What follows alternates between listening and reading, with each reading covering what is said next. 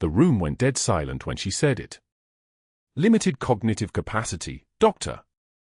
Katie Morrison stood at the medication cart, hand frozen above a vial of midazolam, her eyes meeting his for exactly 3 seconds before returning to her work.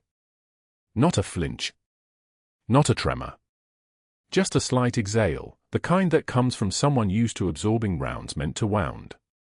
Dr. Caldwell's jaw tightened. He'd expected tears, or anger, or that desperate defensive scramble he'd seen in other nurses he'd broken. Instead, she'd simply continued her shift, her hands moving with such surgical precision that it unsettled him more than any argument could have. They didn't know who they were standing next to. Sacred Heart Hospital in San Diego sprawled across 12 city blocks, its towers lit against the Pacific night like a small city unto itself. Inside, fluorescent lights hummed their endless mechanical song, casting everything in a pale institutional glow that made the world feel suspended outside time. Katie Morrison had worked the night shift in the ICU for 3 years, moving through corridors that smelled of antiseptic and stale coffee, her boots silent on linoleum that had been mopped 1,000 times and would be mopped 1,000 times more. Most of the staff had stopped noticing her after the first 6 months. That was fine. That was how it worked when you'd learned early that staying visible meant staying vulnerable. It was 01 for 7 hours when she arrived for her shift, clocking in through the employee entrance on the east side of the building where the security camera had a blind spot, something she'd noted on day 3 and never forgotten. The habit of spatial awareness ran deeper than nursing school. It ran deeper than this decade, or the one before it. Her scrubs were navy blue, regulation issue, her ID badge clipped to a small carabiner that had once held a tactical light in a different life. She hung her jacket in her locker in the break room, the faded olive drab canvas folding in on itself as she secured the lock. The lining had pulled apart slightly on the left side, the stitching finally giving way after years of wear, and for just a moment before she closed the metal door, a patch was visible. The emblem was faded almost to illegibility, but the design was unmistakable, a skull with crossed rifles, the call sign Reaper stitched in letters so worn they looked like ghosts of themselves. Helmand Province, 2003 to 2009. 3 tours. 2 different wars. 1 unit that never officially existed. She didn't think about it as she pulled on her scrubs over the dog tag she never removed. Thinking was a luxury that came later, if at all.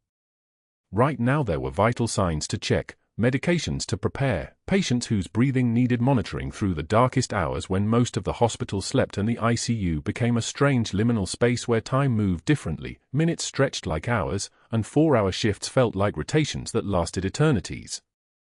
The ICU at Sacred Heart occupied the entire east wing of the 4th floor. 24 beds arranged in a semicircle around a central nurses' station, each one occupied by someone whose body had decided to betray them. Cardiac patients post-op, stroke victims waiting for their brains to decide if they'd recover or not. Pneumonia cases teetering on the edge of whether they'd need mechanical ventilation. Trauma patients shipped in from IR5 accidents who'd made it through surgery and now had to survive the long quiet aftermath where most of them didn't. Katie moved between them with the efficiency of someone who'd learned to do triage under fire, her hands checking lines, adjusting flow rates, reading monitors the way someone else might read a book. To the other nurses, she was just quiet Katie. Competent. Reliable. The kind of night shift worker you could trust to actually do the work instead of sitting in the break room on her phone.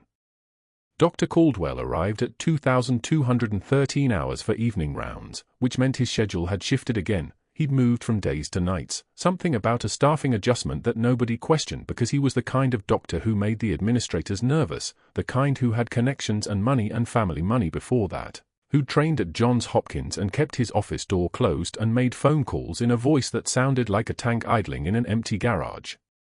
He moved through the unit in his white coat, stethoscope around his neck like a trophy, his residents trailing behind him taking notes on tablets that cost more than some people's cars.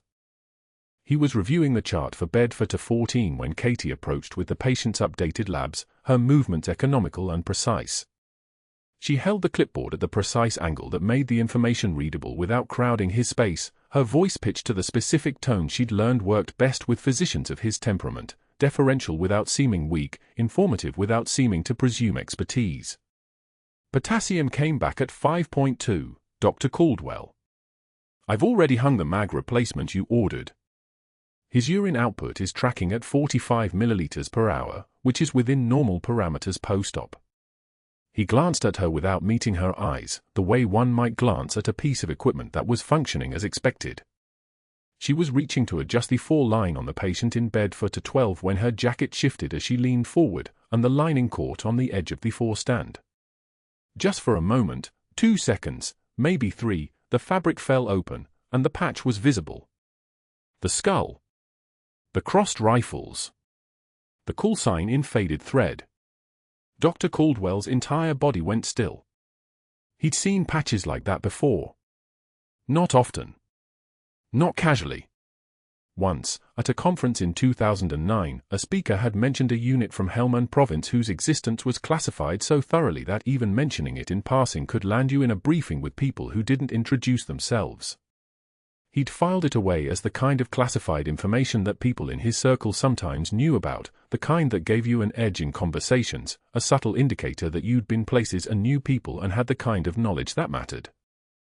Katie finished adjusting the 4 without noticing his stillness, checking the flow rate with the methodical precision of someone who'd done this exact motion thousands of times.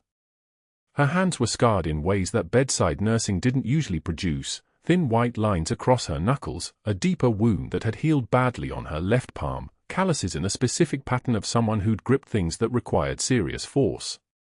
She had the kind of composure that came from having already seen the worst thing, so nothing current could quite measure up.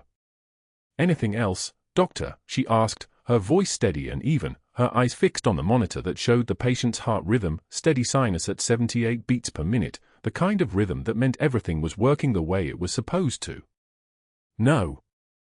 That's all," he said, but he wasn't thinking about the patient anymore. He was thinking about that patch.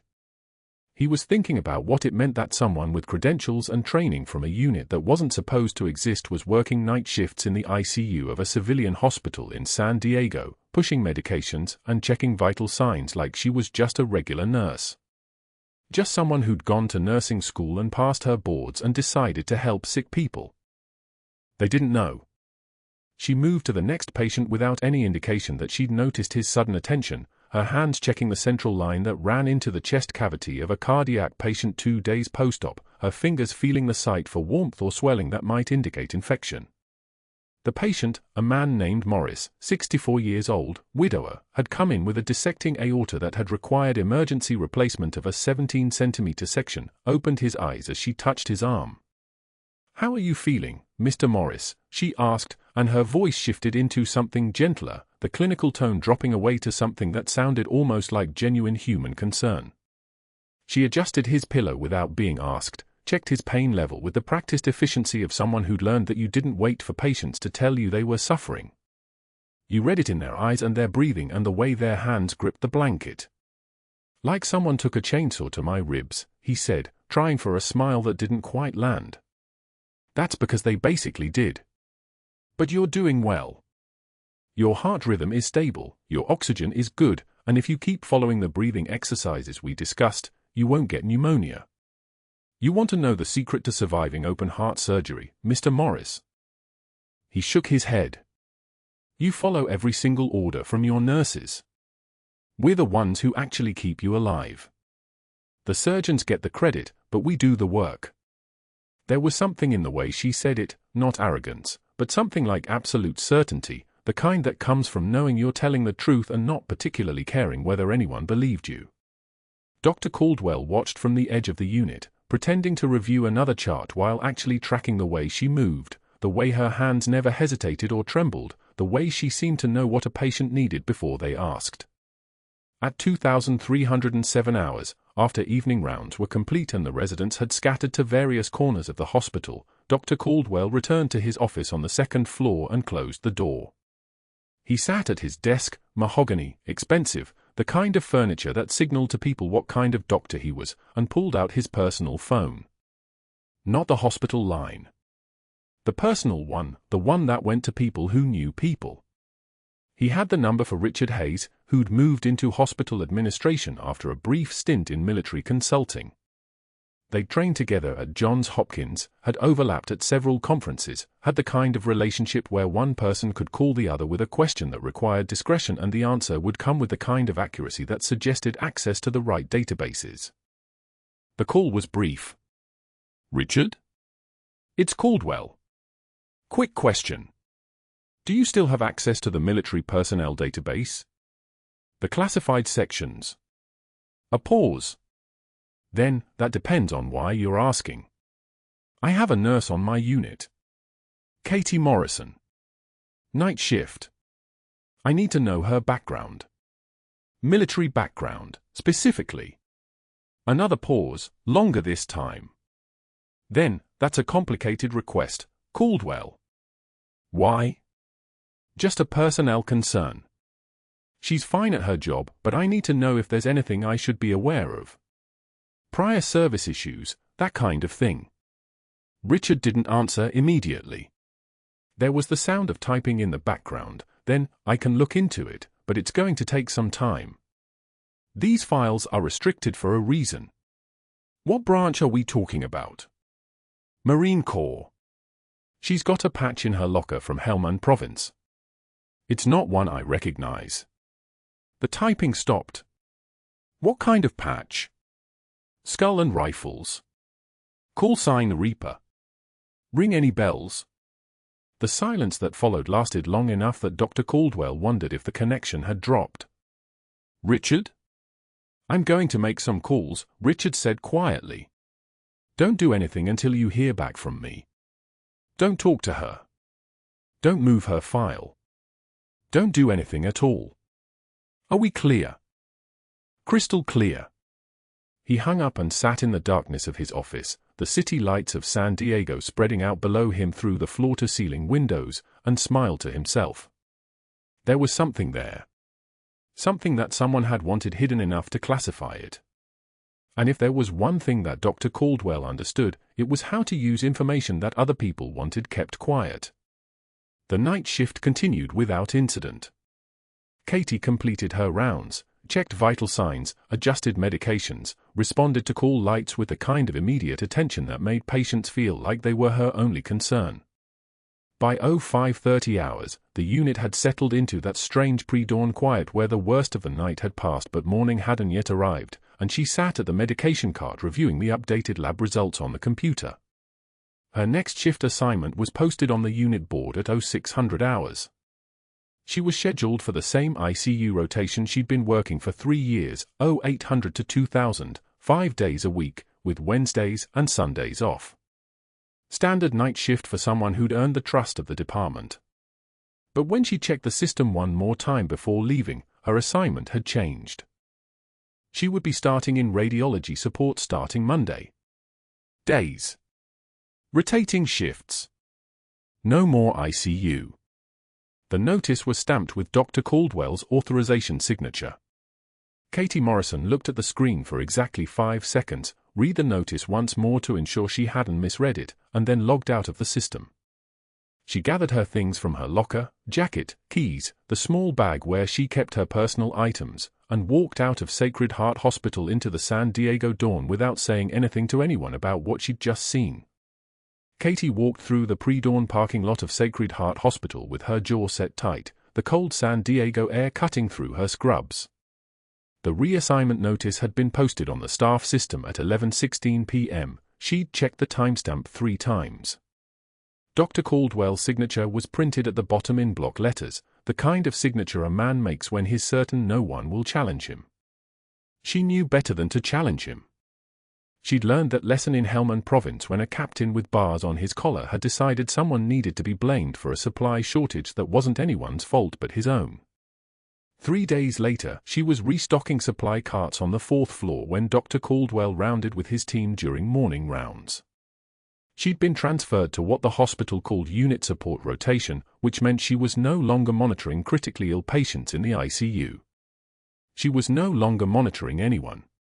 She was inventory, maintenance, the kind of worker people didn't make eye contact with in the hallway. Dr. Caldwell entered room 404 where an elderly couple sat beside their post-operative son. Katie was hanging fresh for bags, her movements precise and efficient. She knew he'd noticed her because his voice changed, that particular tone he used when he wanted an audience to understand he was the one who decided what happened in his hospital. "Morrison," he said, loud enough for the family to hear. "Your skill set seems better suited to mopping floors than monitoring vitals. Perhaps janitorial will appreciate your limited cognitive capacity." The elderly woman in the chair flinched. The man beside her put a protective hand on her shoulder, not quite understanding what he'd just witnessed. Katie's hands didn't stop. She finished hanging the bag, checked the drip rate, 16 drops per minute, exactly where it should be. She took one measured breath, and when she turned to face him, a single tear had escaped down her left cheek. She didn't wipe it. She met his eyes and spoke in a voice that made the attending physician take a half step back. "I've cleaned wounds in places you couldn't find on a map, doctor." She paused. The silence was absolute, the kind of silence that comes from a room suddenly understanding it had just heard something it wasn't supposed to hear. "I can handle a mop," she finished. She turned and walked out with perfect military posture, the kind of posture that doesn't bend for anyone. Her shoes made soft sounds on the tile as she moved, a rhythm, a cadence, like boots on a parade ground. Behind her, she heard the elderly woman ask her son, who was that, and the son had no answer because he'd just watched something he couldn't categorize. The break room was where the real damage came. 2 days after the incident in room 404, Katie sat down with her lunch, a sandwich she'd made that morning, carefully wrapped in paper, and opened it on the small table near the window. 3 veteran nurses were there, the kind of nurses who'd worked Sacred Heart for 15 years and knew every doctor, every administrator, every unspoken hierarchy. They stood up within 30 seconds of her sitting down. Their chairs scraped against the linoleum in perfect synchronization, one sound, 3 separate rejections. They gathered their bags, their conversation stopping mid-sentence, and left the break room empty except for the sound of the vending machine's compressor humming against the wall. Katie unwrapped her sandwich. She ate it without tasting it, her hand steady, her breathing controlled. The fluorescent lights above her flickered in a pattern that repeated every 4 seconds. She counted them without thinking about it. This happened 3 days in a row. By Friday, she stopped bringing lunch to the break room entirely. She ate in the supply closet on the 4th floor, sitting among boxes of gauze and compression bandages, the smell of sterile cotton around her like a familiar old friend. This was how Dr. Caldwell wanted it: isolation, quiet, the slow erasure of her presence from the hospital's social architecture. The formal write-up appeared on the unit board in the main hallway on Monday morning. Incident report: Katie Morrison, RN, charge 0400 to 0600 hours, July 14, insubordination and questioning physician authority in the presence of patients. Ms. Morrison challenged a medication dosage prescribed by Dr. Sterling Caldwell during evening rounds. While the dosage was clinically appropriate, her public questioning of a physician's orders undermines hospital protocol and creates patient anxiety. Formal documentation filed. Recommend further corrective action. His signature was larger this time. Angrier. The medication had been wrong, 1,200 milligrams instead of 600 milligrams, a dosage that would have dropped the patient's blood pressure into the basement. Katie had simply said it quietly, directly, "Doctor, I think that dosage is twice what the protocol calls for. Should I clarify with pharmacy?" She'd asked it in front of the patient's family not to challenge him but because the patient deserved to know his care was being double-checked. Dr. Caldwell had called her incompetent. He'd said she was undermining the chain of command. He'd corrected the dosage in front of everyone and walked out, his voice tight with fury. Now his accusation was laminated and posted where 40 nurses would see it during their shifts. Katie read it twice, standing in the hallway with her hands folded in front of her, that single tear escaping again. She wiped it away this time with the back of her hand, a gesture so subtle no one passing noticed, and returned to her work. What happened in the hours that followed, she wouldn't find out until weeks later. Dr. Caldwell made a call to hospital administrator Richard Hayes, the kind of call that starts with "I'm concerned about patient safety." He made another call to a board member named Patricia Ashford, the kind that begins with "I may need documentation if this escalates." he pulled her personnel file and submitted a formal transfer request to Mercy General, a rural facility 2 hours outside the city, citing incompatibility with unit culture and inadequate clinical preparation. He altered her schedule, assigning her double shifts, 16-hour rotations that made it impossible to attend the staff meetings where she might have heard about his actions. She was working when the decisions about her were being made. She was invisible, exactly as he'd intended. But that wasn't the worst part. What Dr. Caldwell didn't understand, what he couldn't possibly have understood just by looking at her, was that Katie Morrison had spent 12 years in places where isolation wasn't punishment, it was survival. She had held together men with worse wounds than his ego in field hospitals where the power dynamic was determined by who could keep their hands steady when everything around them was burning.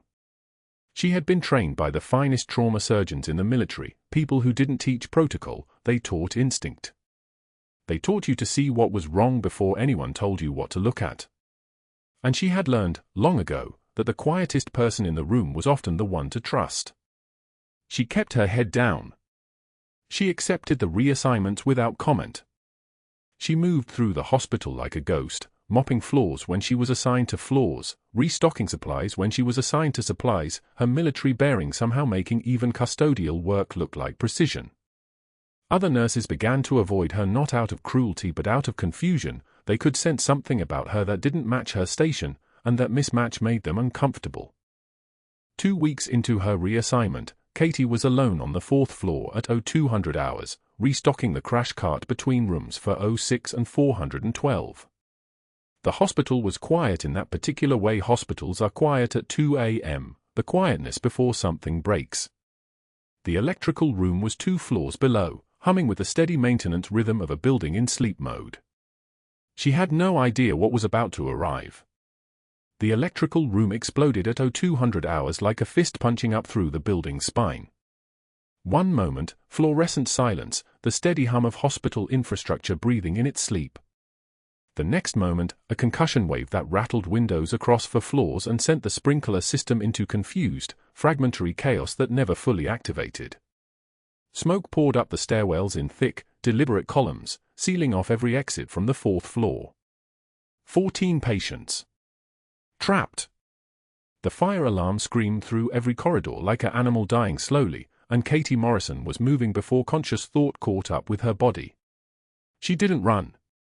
She moved with the economical, purposeful stride of someone who had navigated through worse, through narrow compounds in Helmand Province where each hallway was either a corridor or a kill box and you had 90 seconds to know which.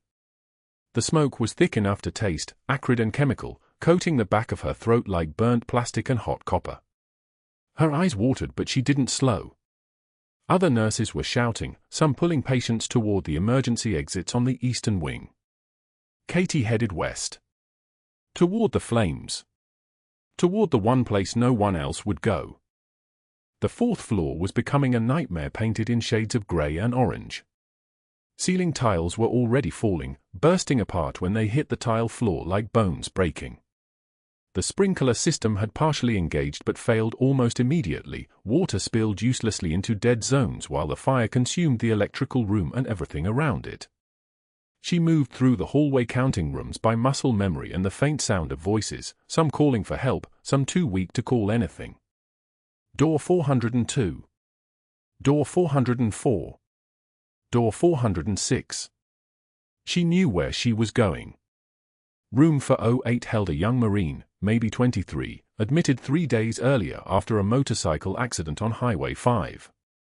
His name was Tyler Moss. He'd been unconscious since admission. Now he was surrounded by black smoke so thick she could only see his outline against the bed frame. Katie grabbed her jacket, the one with the faded unit patch sewn into the lining, the one she'd worn for 3 years without anyone seeing what was actually stitched inside, and pulled it over her face like a mask, breathing through the fabric. She crossed the room in 3 strides, her hands already moving, already certain. Moss was a dead weight, limp from smoke inhalation, his breathing shallow and irregular. She hauled him up with the kind of economical strength that comes from carrying wounded soldiers through desert compounds, hoisted him across her shoulders, and turned back toward the door. A ceiling tile fell 3 feet in front of her. Then another. Then a section of acoustic paneling just large enough to crush a person. She didn't break stride. The hallway was getting hotter. Her scrubs clung to her skin like they were trying to warn her, trying to pull her back toward safety. She could feel the smoke burning her lungs, feel the heat pressing against her like an invisible hand, but she'd learned long ago that pain was information, and right now, the information was simple: move, or die in here with a kid who didn't even know his own name. The stairwell doors were blocked. Of course they were. Smoke poured through every crack like water finding the lowest point. Katie altered course. She'd spent enough time in this building to know the emergency exit on the western side, the one that overlooked the parking lot. 12 meters away. The fire was spreading with the voracious efficiency of something alive and hungry. She could hear it now, hear the crackle and pop of electricity arcing through the walls.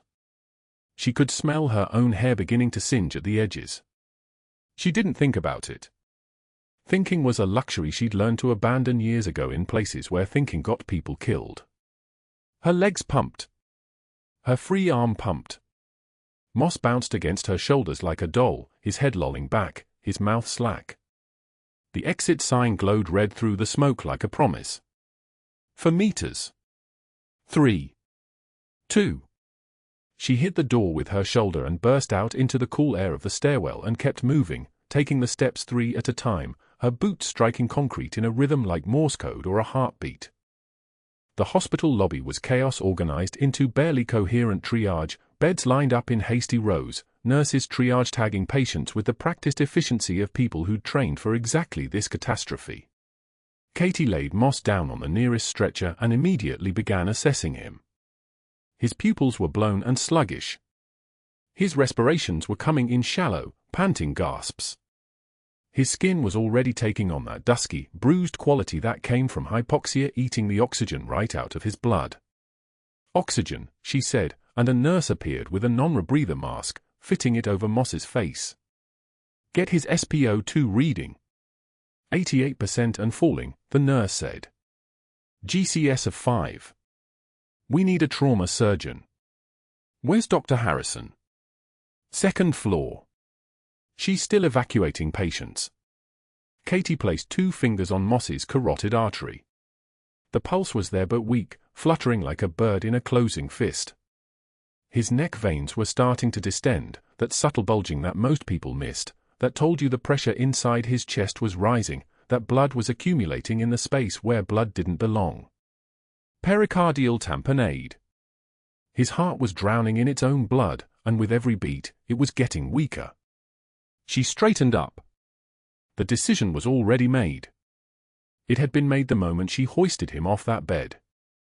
There was no time to wait for Dr. Harrison. There was no time for proper authorization or protocols or the careful chains of command that hospitals pretended kept people safe. There was only the absolute silence of necessity and the muscle memory of a Marine major who'd cracked open a 17-year-old's chest in a sandstorm with a penlight and a combat knife and kept his heart beating until the Black Hawk came. The crash cart was 3 feet away. Katie moved to it and opened the top drawer. The thoracotomy tray was right where it always was, sealed and sterile and waiting. She grabbed the surgical kit, the scalpel still in its wrapper, a curved clamp, ligatures. Her hands were steady. They'd done this before, in conditions far worse, in darkness lit only by muzzle flashes and dying sunlight. "Morrison, step away. You are not authorized for surgical intervention." Dr. Caldwell's voice cut through the chaos like a knife through silk.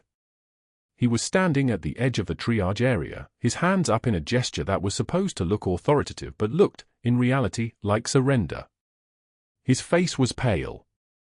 His eyes were locked on the tray in her hands. Katie didn't acknowledge him. She didn't have time for his protocols or his privilege or his carefully maintained ignorance. She moved back to Moss's stretcher, opened his shirt, felt for the landmark she'd used 10,000 times in her head and 3 times with her hands for real. 5th intercostal space. Anterior axillary line. She opened the scalpel wrapper with her teeth, more muscle memory, more automatic precision, and made the incision. The sound it made was soft, barely audible beneath the chaos of the lobby. A parting of skin. a breath of air escaping. She reached in with her fingers, feeling through the layers of tissue, finding the pericardium thick and tense with pressure. One quick incision. The blood came then, dark, brackish blood that had been pooling around Moss's heart, suffocating it. She clamped the pericardium back, exposing the heart itself, pale and struggling, barely contracting now. His rhythm was gone. The monitor showed the terrible flat line of asystole. No pulse. No perfusion. No time. Katie's hands moved into the chest cavity, cupped the heart like she was holding something impossibly delicate and impossibly strong at the same time. She began to massage it, compressions from the inside out, feeling it respond, feeling it remember how to beat. She was murmuring something, coordinates, or a prayer, or a promise to a memory of a boy in a field hospital in Helmand Province who'd looked up at her and said, "Will I see home, Reaper?" The heart caught. One beat. Irregular. Weak. Another beat. Stronger. A third. Sinus rhythm. The monitor began to beep, one pulse, two pulses, a rhythm reasserting itself like a returning soldier. Moss's color began to shift from that terrible dusky blue toward something that still wasn't pink but wasn't dead either. Katie continued compressions, controlled and precise, watching the waveform on the monitor climb and stabilize. Her hands were shaking now. Not from fear. From the terrible, overwhelming weight of holding someone's life in your palms and feeling it restart like an engine. "Get me 4.0 silk sutures," she said. Her voice sounded strange in her own ears, calm and authoritative and completely outside the hierarchy of this hospital. "I need to close the pericardium." Nurses moved. Someone handed her the sutures. She worked quickly, precisely, her stitches perfect and economical, closing the membrane that held his heart, closing the wound with the methodical grace of someone who'd done this under conditions that would make this clean, well-lit lobby look like a day at the beach. Moss's breathing deepened. His color improved. His heart, restarted by her hands and beating now in its own, began to fill the lobby with the steady proof of survival. Katie stepped back. Dr. Caldwell's face had gone from pale to scarlet to the exact white color of linen. He'd seen what she just did. More than that, he'd seen how she did it. There was no civilian way to perform a field thoracotomy with that kind of precision. No civilian way to know where to cut, how deep, when to clamp, how to massage a heart back to rhythm. Field medicine was something you learned in one place, and one place only. He was already pulling his phone from his pocket. Within 20 minutes, hospital security arrived. Within an hour, Dr. Caldwell had made 3 calls to board members, each one more insistent than the last. By evening, Katie Morrison had a formal suspension notice in her hands and 20 minutes to clear her locker. The charges were theft of surgical equipment, unauthorized surgical intervention, and practicing medicine without a license. Dr. Caldwell had documented everything. There were witnesses. There were protocols she'd violated. There was a patient she'd technically assaulted, no matter that he was still alive because of it. The security guard walked her out at 18:47 hours. She could feel every eye in the hospital tracking her, the nurses in the break room, the physicians in the hallway, the administrators in their offices. The weight of their judgment was almost worse than the smoke had been. She'd held someone's life in her hands and restarted it, and for that, she was being escorted out like a thief. The rain started as she reached her car, steady and cold, drumming on the windshield like a heartbeat that wouldn't stop. She drove to Miramar National Cemetery without consciously deciding to go there. Her husband's grave was in Section G, Row 14, the headstone simple and unadorned, Lieutenant James Morrison, 1979 to 2009. Killed in action, Helmand Province, by an IED that had also removed her from active service permanently and given her the medical discharge that let her become a civilian nurse instead of what she actually was. She stood in the rain with her uniform still smelling of smoke and whispered to the stone. "I promised you I'd never let them bury the truth again, and I failed, I'm so sorry." The rain fell harder. She didn't move. She just stood there, water streaming down her face, mixing with tears she couldn't afford to cry in public but could allow herself here, alone, in front of the only person who'd ever known the whole truth. She had no idea that in the recovery room, Tyler Moss had opened his eyes and looked at the stone-faced Marine general sitting beside his bed, his uncle, there because security had called his family, there because they couldn't identify the young Marine until consciousness returned, and whispered a single word, Reaper. She had no idea that word was about to change everything. Within 2 hours of Katie closing the corporal's chest, Dr. Caldwell stood in the hospital administrator's office with his phone pressed to his ear, his voice steady as he lied. She stole surgical equipment during an active emergency. Unauthorized procedures. I have witnesses. He didn't mention that those witnesses had seen her save a life with nothing but a scalpel and muscle memory forged in sandstorm-blinded field hospitals. He didn't mention that the corporal's heart was beating because of her hands. He mentioned only the crime, the violation, the insubordination. By noon, security was waiting at her locker. The captain, a tired man in his 50s who'd never once made eye contact with her before, wouldn't meet her eyes now either. You're to leave the premises immediately. Your medical license is under investigation pending review by the state board. Katie nodded once. She didn't ask what the investigation was for. She didn't defend herself. She simply changed out of her scrubs, hung them in the locker, and walked toward the exit with the same measured pace she'd used running toward burning hallways 6 hours earlier. Dr. Caldwell watched from the second-floor railing as she crossed the lobby, her shoulders squared, her jaw tight but not trembling. He'd expected tears. He'd expected anger, pleading, the kind of emotional collapse that would justify everything he'd done, everything he was about to do. Instead, she moved like someone who'd learned long ago that breaking in public was a luxury she couldn't afford. That composure enraged him more than any argument could have. By evening, Dr. Caldwell had called 3 board members personally. Each conversation was surgical in its precision.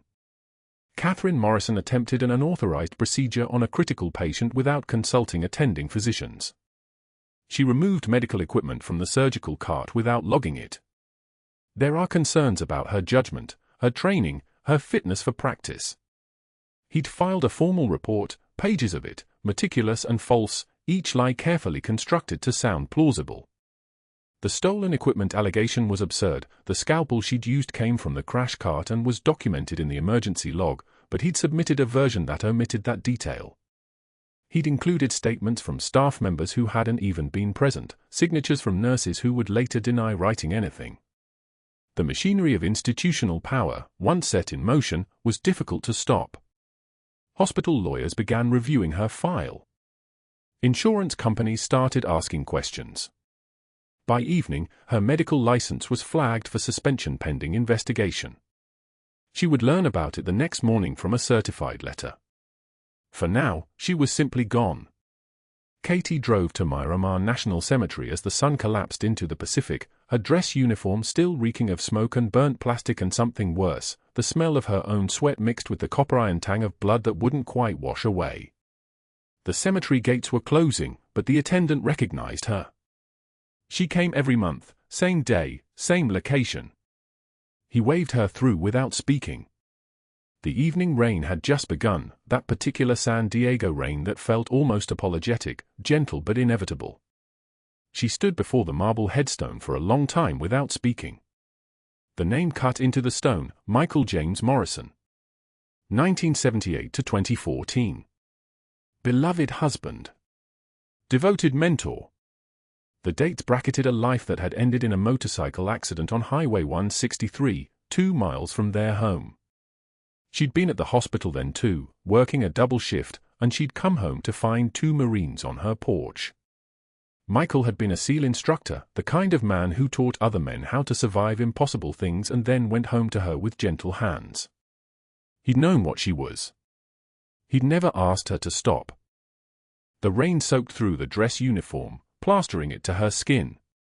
Her hands were steady as she pressed them against the cold marble, but her voice broke like old glass. I promised you I wouldn't let them bury the truth again, she whispered. When they classified my records, when they told me to disappear after Marja, when they said Major Catherine Morrison was killed in action so the operation could remain sealed, I promised you that I'd find another way to serve. Another way to make it mean something. The rain hammered harder now, and she didn't wipe her eyes. I was going to be a nurse. Anonymous.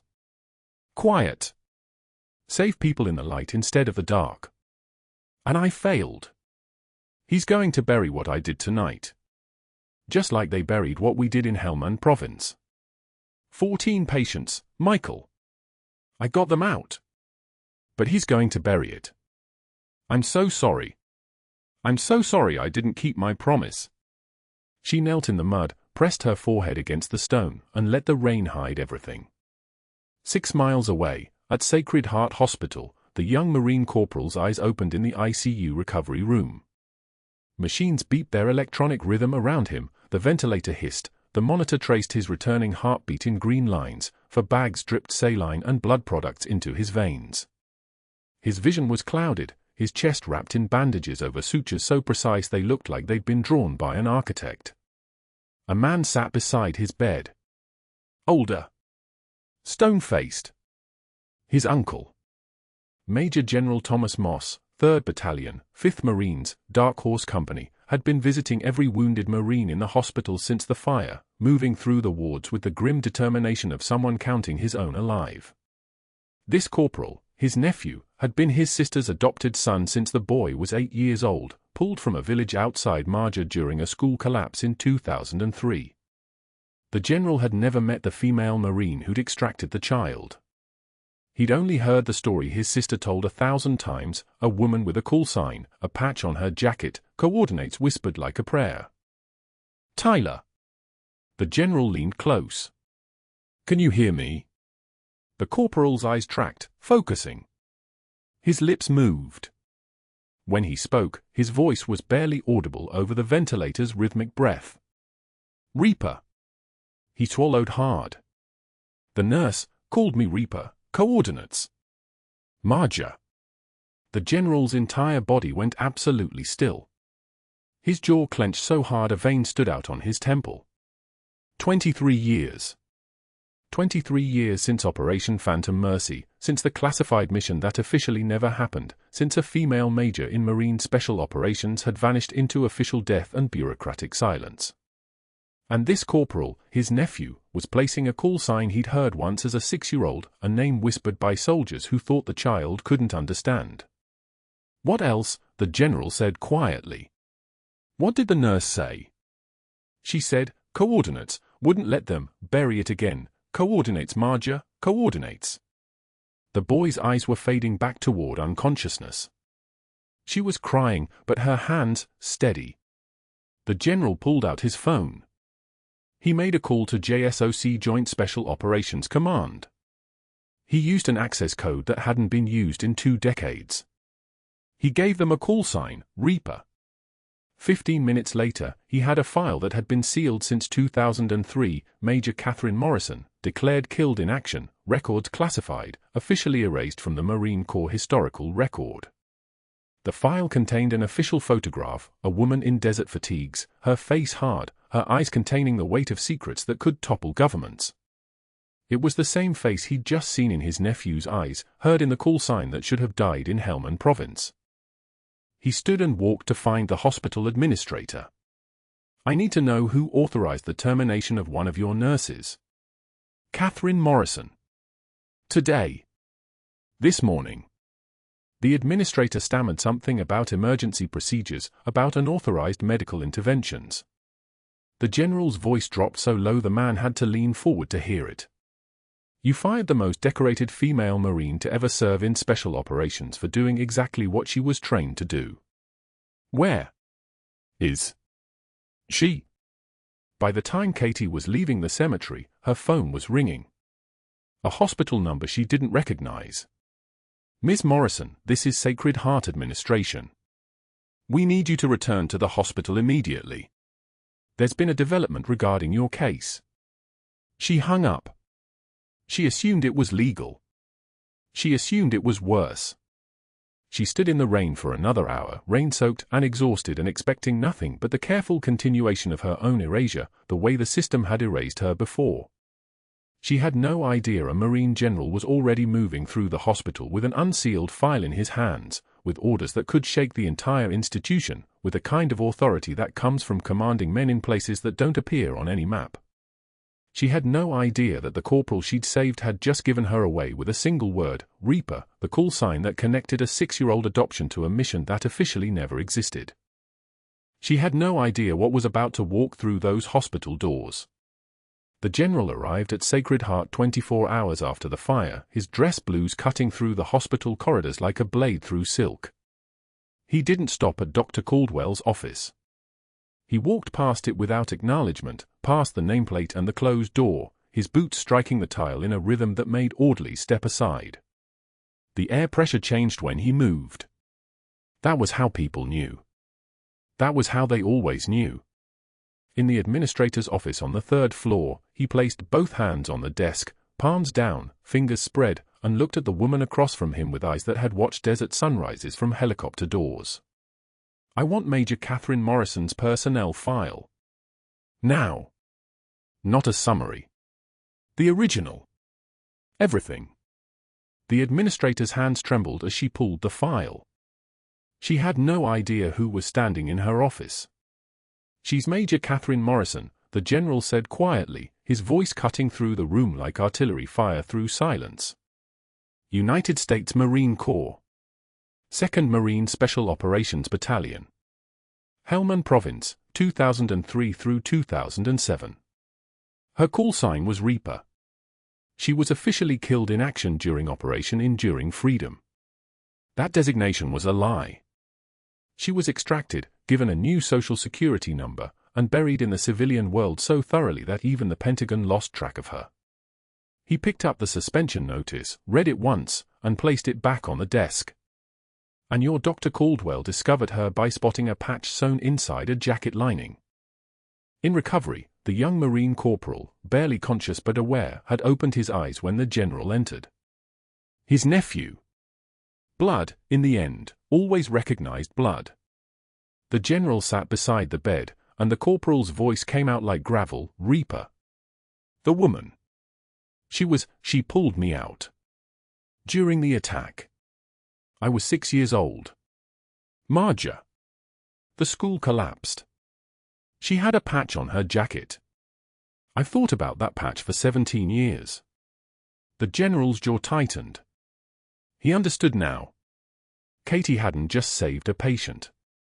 She'd saved the same boy whose life she'd preserved 2 decades ago, the boy whose village had burned, whose childhood had been stolen by mortar fire. And now his nephew had recognized her. Now the circle had closed. A Navy SEAL commander arrived at Sacred Heart the next morning, carrying a sealed envelope.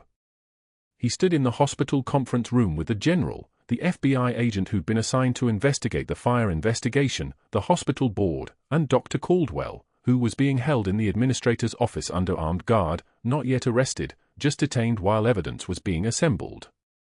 The SEAL commander opened the envelope with ceremony, the kind of ceremony reserved for things that mattered.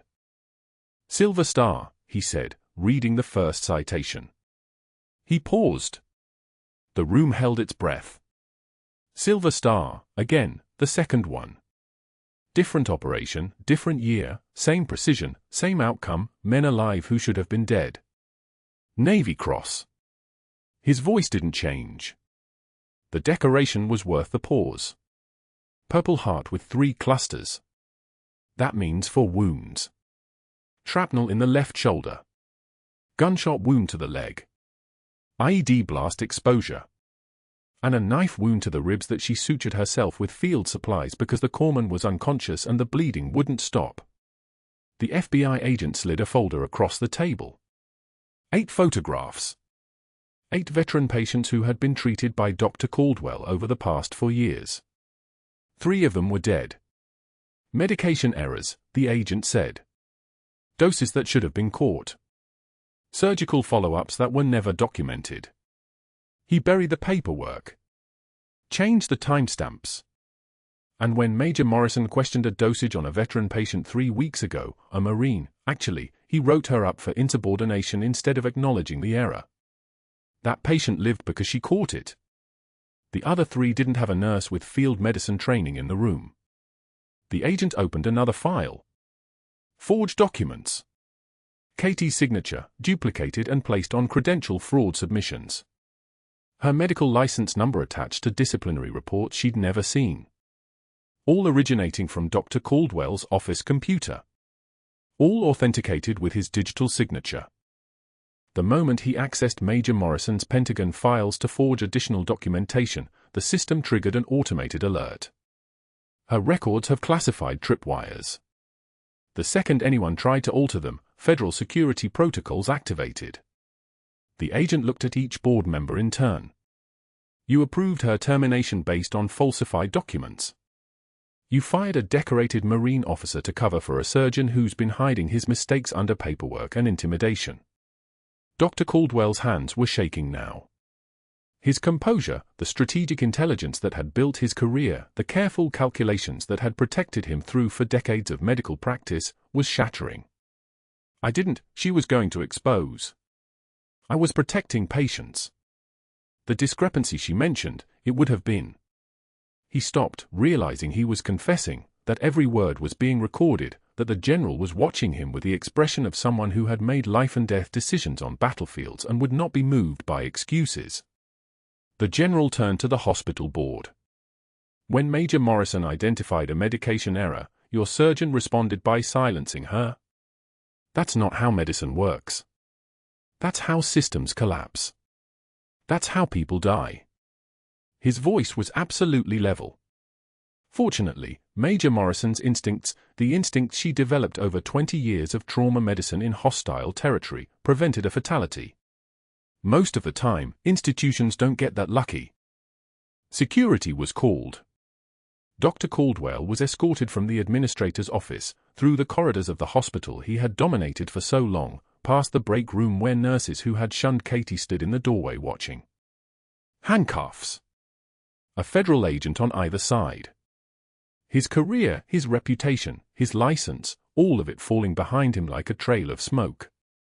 Katie sat motionless in a small office on the second floor, reading her own file for the first time in 20 years. The word swam in front of her vision. Operations that officially never happened. Missions classified so completely that even the people she'd saved had been told to forget. A photograph of her in dress blues from 2003, before everything changed, before Marja, before the village, before she became a name that was erased from every record except one file in the Pentagon. The SEAL commander, her former squad leader, though the file called him by a different name now, placed a hand on her shoulder. You were the scapegoat, he said quietly. Bad intel from someone important son-in-law got Marines killed. Someone had to take the fall. They chose you because you'd volunteer. Because you'd accept it to protect the rest of us. He paused. Your husband knew. He figured it out somehow. Never told me, but I always knew he figured it out. Katie's voice, when she finally spoke, was steady. Quiet. The kind of quiet that carried more weight than shouting. He did know. He said I didn't have to hide anymore, that I could walk away, get a normal life.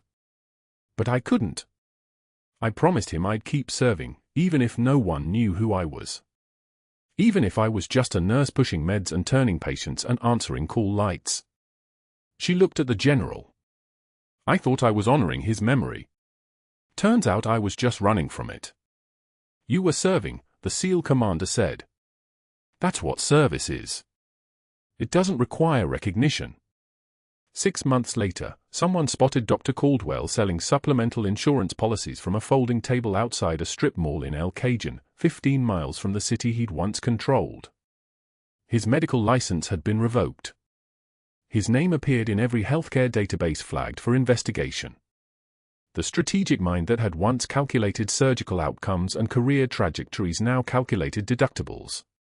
$12 an hour. 5 policies a day if he was lucky. The only thing that had remained from his previous life was his ability to talk people into things, and now he used it to convince retirees that they needed better coverage.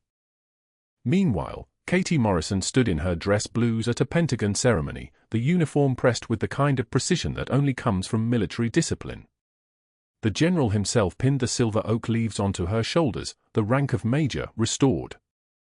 Behind him stood 17 men and women, all of them alive because of decisions she had made in sandstorms and darkness and moments when there was no time for doubt. Some wore uniforms. Others wore civilian clothes now, carrying their own invisible decorations. Her nephew, the young Marine corporal she had saved twice in his life, once at 6 years old and again at 23, stood in formation, fully recovered. The scar on his chest was still pink, still healing, but it would become a line like all the others on his body. A reminder. A story. In Katie's hand was a folded flag from her husband's funeral, removed from the shadow box where it had rested for 3 years. Tucked inside her dress jacket, positioned directly over her heart, was the faded unit patch, now framed under glass with a plaque that read, "Call sign Reaper, 2nd Marine Special Operations Battalion, Helmand Province, 2003 to 2007. Her late husband's photograph was there too, pressed against her ribs, finally visible. The Secretary of Defense read the citation in a voice that filled the auditorium like a bell, for conspicuous gallantry and intrepidity in combat operations spanning 2 decades of service. Favela demonstrated under fire on foreign battlefields and in the service of her community when her nation called upon her to disappear. For the quiet heroism of someone who continued serving even when the world forgot she existed. For Major Catherine Morrison, call sign Reaper, a reminder that heroes walk among us. Sometimes in scrubs, saving lives in the dark. That night, Katie returned to work at Sacred Heart, reinstated as head of emergency trauma services, her office overlooking the 4th floor she had evacuated during the fire. On her desk sat a plaque the general had sent, engraved with a single line, "Heroes walk among us." Sometimes in scrubs, saving lives in the dark. She didn't need the plaque to know it was true. She had always known. If you've ever been underestimated by someone who didn't know your true value, I want to hear about it. Drop a comment below. And if you believe that the quietest people in the room sometimes hold the most strength, subscribe to the channel and hit that notification bell. Because these stories matter. They remind us that heroism isn't always loud. Sometimes it's just a nurse, working the night shift, making sure that nobody dies alone.